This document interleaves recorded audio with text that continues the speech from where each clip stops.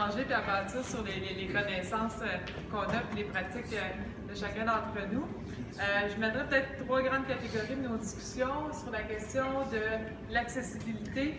Donc, l'accessibilité aux données, aux outils pour agir, ça a beaucoup focusé sur l'espace public, par exemple les terrains vacants. Donc, comment on est capable d'utiliser à la fois des groupes qui vont soutenir de l'action concrète, aussi bien que d'autres qui vont faire un portrait pour amener ou influencer de la décision. Bref, on dit l'espace de l'appropriation citoyenne, il y a peut-être là un champ à investir au niveau de l'accessibilité des données et pas juste d'accessibilité en termes de disponibilité, mais d'outils aussi les porteurs de projets à comprendre, à les utiliser, à formuler les demandes, à savoir ce qui existe. Puis, entre autres, aussi cette accessibilité-là, non seulement projet envers la ville, mais en même ville envers les projets, pardon, mais également aussi les citoyens vers la ville, mais entre écosystèmes aussi actuels. On donnait l'exemple du premier projet qui a été présenté en début de soirée. Est-ce que, par exemple, des gros projets de ce partenariat peuvent venir appuyer peut-être du traitement de données de petits projets? Bref, il y a des collaborations à cette échelle-là. L'autre sphère, dans les 3 thèmes, il y avait visibilité.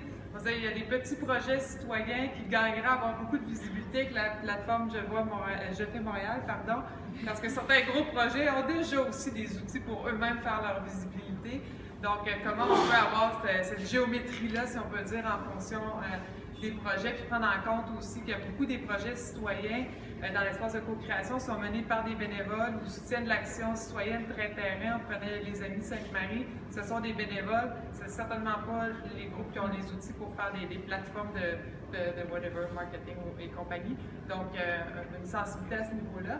Et l'autre élément, je pense sur lequel les discussions ont porté, c'est toute la question de la participation citoyenne, mais dans l'ensemble aussi des dimensions, que ce soit information, co-design, mais jusqu'à la décision aussi.